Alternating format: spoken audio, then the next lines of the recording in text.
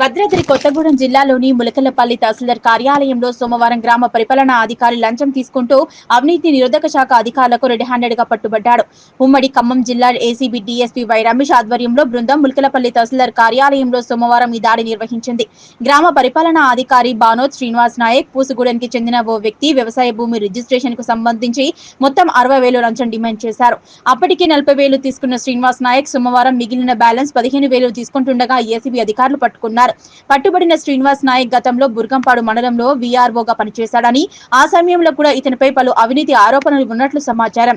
ACB అధికారులు ఇతనిపై case నమోదు చేసి తదుపరి విచారణ చేపట్టి పాల్వంచలో నివాసం ఉంటున్న శ్రీనివాస్ నాయక్ నివాసంలో ఈ రోజు తెల్లవారుజామున 3 గంటల వరకు తనిఖీలు నిర్వహించారు.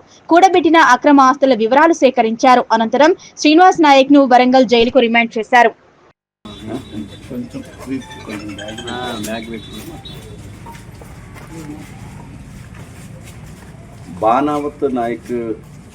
బాణావత్ శ్రీనివాస్ నాయక్ అని ఈయన పూసుగూడెం గ్రామ పరిపాలనాధికారి జీపీఓ.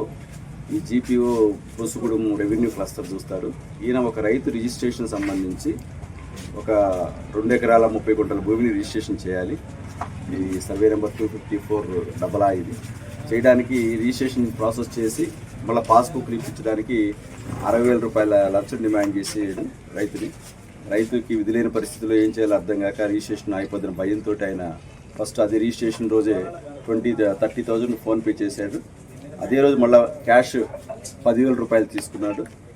మళ్ళా తదుపరి కూడా మళ్ళీ మిగతా 20,000 రూపాయలు బ్యాలెన్స్ అమౌంట్ ఇవ్వమని కూడా ఒత్తిడి చేస్తే వాళ్ళు ఏసీబీని అప్రోచ్ అయ్యారు. ఏసీబీ అప్రోచ్ అయిన తర్వాత మా ప్రొసీజర్ ప్రకారం మళ్ళీ ఆయనతో మాట్లాడడం జరిగింది. ఆ 20,000లో మళ్ళీ వాళ్ళు 5,000 తగ్గించి 15,000కి ఒప్పుకున్నాడు.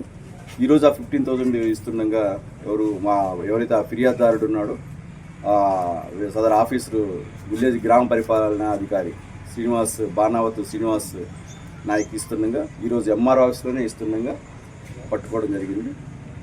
అతను పై అధికారుల పేర్లు చెప్పి ఇతను చేశారు. ఎవరెవరి పాత్ర ఏముంటుందని వెరిఫై చేస్తారు.